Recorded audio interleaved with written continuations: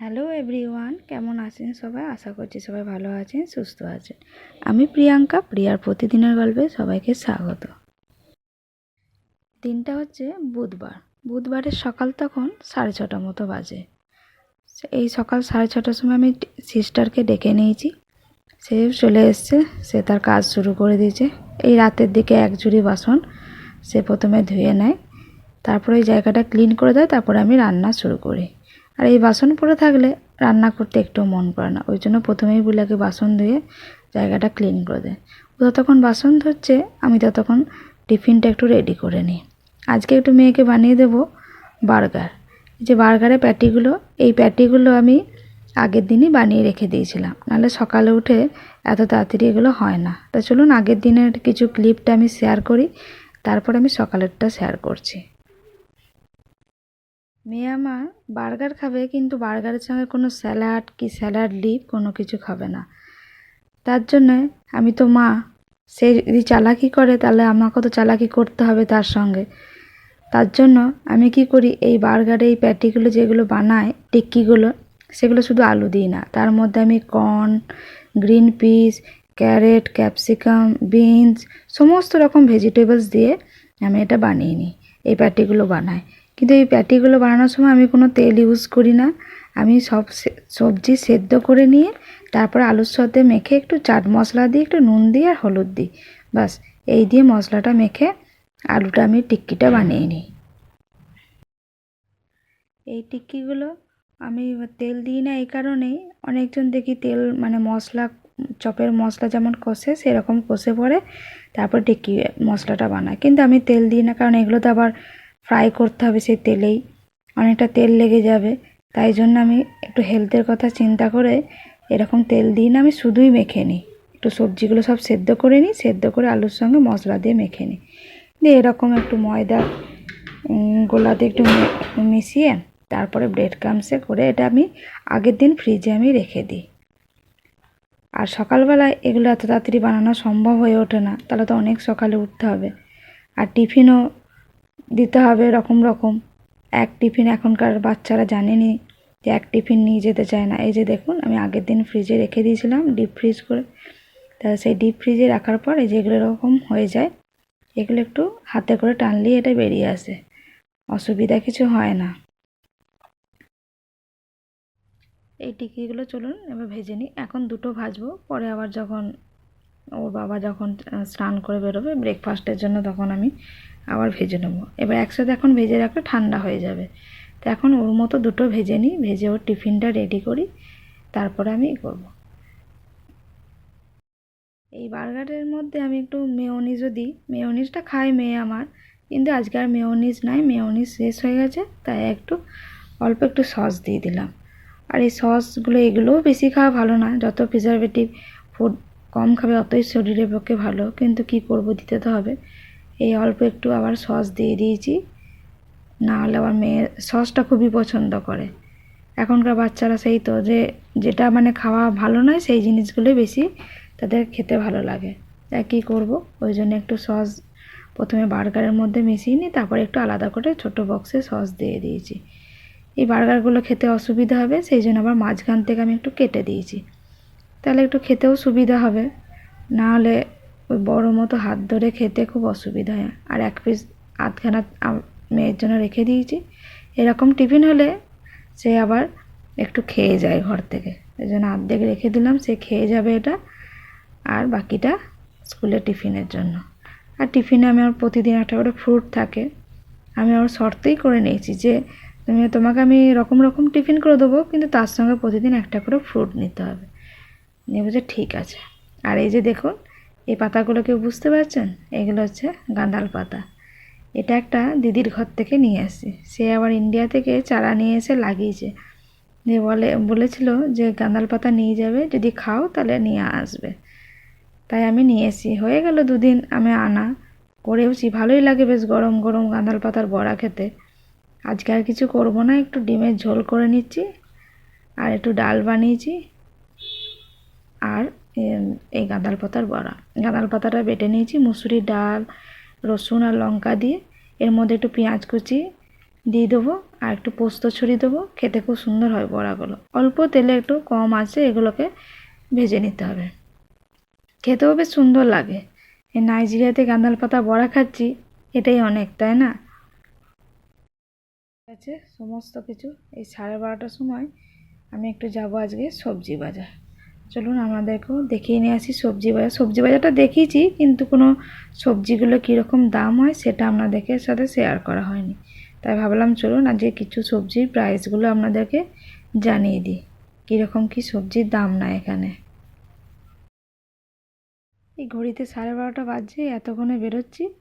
এবার 1:15-20 মধ্যে আমাকে আবার রিটার্ন আসতে হবে, কারণ মেয়ের স্কুল ছুটি হয় 1:35। ও প্রায় 1:45-র মধ্যে ঘর চলে আসবে। আর 1:45-র মধ্যে ঘর চলে এসে তারপরে তার ড্রেস চেঞ্জ, স্নান করা আর খাওয়া দাওয়া করতেই 2:10-15 তো বেজেই যায়। আবার 2:15-20 মধ্যে টিউশনের জন্য আবার বেরিয়ে যেতে হয়, 2:30 থেকে টিউশন থাকে। তাই আমাকে তাড়াতাড়ি ফেরত আসতে হবে। এই যে রাস্তাটা চেনা, এই যে স্কুলের সামনে, এটা হচ্ছে মিডিল স্কুল। আপনাদেরকে বলেছি এখানে ক্লাস 4-5 ক্লাস হয়, আর বড় স্কুলটাতে ক্লাসের 6-এর পর থেকে হয়। আর এই মিডিল স্কুলের পেছনে একটা স্কুল আছে, জুনিয়র স্কুল। ওখানে একদম প্রি নার্সারি থেকে একদম 3 পর্যন্ত। ওই রাস্তা যদি কোনো দিন যায় আপনাদেরকে দেখাবো। Mama, how Nigeria? Namaste, Mama. If it's red, come Lagos. Rice is cost, beans is cost, even bread is cost. Nigeria sings, happy Nigeria, happy Nigeria. এখান থেকে কিনি, সেখানে চলে এসেছি। এইখান থেকেই মোটামুটি আমি সবজি কিনি লোকাল মার্কেট থেকে। আর উইকেন্ডে যখন সুপার মার্কেটে যাই তখন ওই কিনি যদি কোনো কিছু দেখতে পাই, কিন্তু এইখান থেকে সবজিগুলো কি ফ্রেশ পাওয়া যায়, তাই জন্য এখান থেকে আমি উইকডেজে একবার করে এসে কিনে নিই। আর উইকেন্ডে আলু পেঁয়াজগুলো ওগুলো সুপার মার্কেট থেকেই নিয়ে আসি। চলুন এবার দামগুলো শুনে নিই কিসের কীরকম, তারপর আমাদের বলছি ভারতীয় মুদ্রায় কত সেগুলো। And onion and ginger, garlic. Ginger 500. Ginger 500. Okay, show me. Who are Tiffany? Okay. Who want to send it?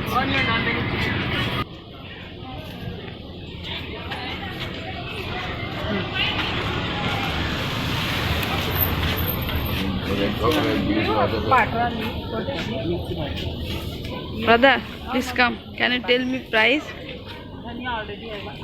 Potato how much? এই দামগুলো ভাইটির মুখে একবার শুনে নিন, সবজির দামগুলো কেমন হয়, তারপরে ভারতীয় মুদ্রায় কত হয় সেটা আমি আপনাদের ঘরে গিয়ে বলবো।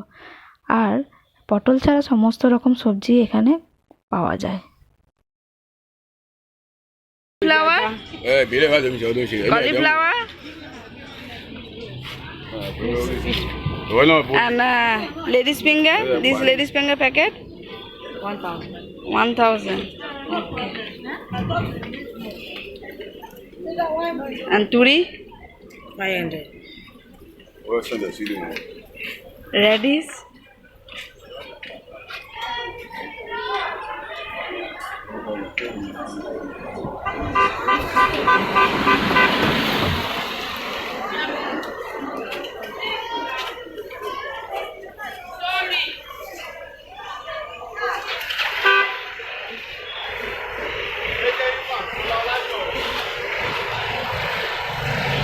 Tomato how much? Tomato? 3,000. 3,000 kilo. And ladies finger? 1,000. 1,000 kilo. Brinjal? Huh? 500. 500 kilo. এই চলে এসেছি, ঘড়িতে 1:10 বাজছে, ঠিক টাইম মতোই চলে এসেছি। এবার চলুন কী কী সবজি নিলাম আর সবজির প্রাইসগুলো সব ভারতীয় মুদ্রায় কত হয় সেটা একবার বলে দিই আপনাদের। এই যে প্রথমেই টমেটো এখানে 3,000 নাইরা কিলো। তাহলে আমি এখানে সব কিছু এখানে 500 করে প্যাকেট নিয়েছি। এই যে 500-এ এই 5টি টমেটো, এটা ভারতীয় মুদ্রা আপনার 25 টাকা মতো দাম পড়বে। সবই আমি নিয়েছি 500 করে। লঙ্কাটাও 500 প্যাকেট, এটাও 25 টাকার লঙ্কা ইন্ডিয়ার প্রাইসে। আপনার এই যে আদাটাও আপনার 25 টাকার। তারপরে এই যে মূলো আর বেগুন নিয়ে এসেছি। মূলো বেগুনটা আমি এখানে 200 নাইরা নিয়েছে, মানে পয়সা ওর কাছে খুচরো ছিল না, ওই জন্য বললো তাহলে কিছু নিয়ে নাও। আমি তখন একটা মূলো আর 2টো বেগুন নিয়ে নিলাম। আর এই যে ক্যাপসিকামটাও 500, আর কর্নটা হচ্ছে 2000 নাইরা, মানে ওখানে হচ্ছে আপনার 100 টাকা। কর্নে 25 টাকা করে পার পিস পড়েছে ইন্ডিয়ার প্রাইসে। এই যে গাজর, এগুলো সবই 500 করে প্যাকেট নিয়ে এসেছি। আর এই যে শসা, এটা 500, মানে 25 টাকায় 3টে। 25 টাকায় গাজর হয়ে যায় 5টি কি 6টি এরকম। যে এই কটা জিনিসে আমার এখানে 5000 নাইরা লেগেছে। 5000 নাইরা মানে আপনাদের 5000 নাইরা মানে ইন্ডিয়াতে হচ্ছে 250 টাকা। 250 টাকায় এই সবজিগুলো। আর এই যে একটা রসুন, এটা আমি কিনিনি, আমি ছিল ঘরে, এটাও 500। 3টে রসুন দেবে, সেই রসুনে এটা 500 এখানে নেয়। যে সময় হয়ে গেছে মেয়ের স্কুল থেকে বাড়ি ফেরা, সে চলেও এসছে। হাতে তার এসএসটির প্রজেক্ট, এটা হচ্ছে একটা এসএসটি ম্যাটেরিয়াল স্টিক প্রজেক্ট। সে তার সিকিউরিটির সঙ্গেই এসেছে। এখানে সিকিউরিটিরাই বাচ্চাদের ব্যাগ ক্যারি করে নিয়ে যায় এবং নিয়ে আসে, বাচ্চাদেরকে আর ব্যাগ ক্যারি করতে হয় না। ভিডিওটা তাহলে এখানেই শেষ করছি। সবাই ভালো থাকবেন, সুস্থ থাকবেন। ধন্যবাদ ভিডিওটি দেখার জন্য। আর যদি ভিডিওটি ভালো লেগে থাকে প্লিজ একটা লাইক করে দেবেন।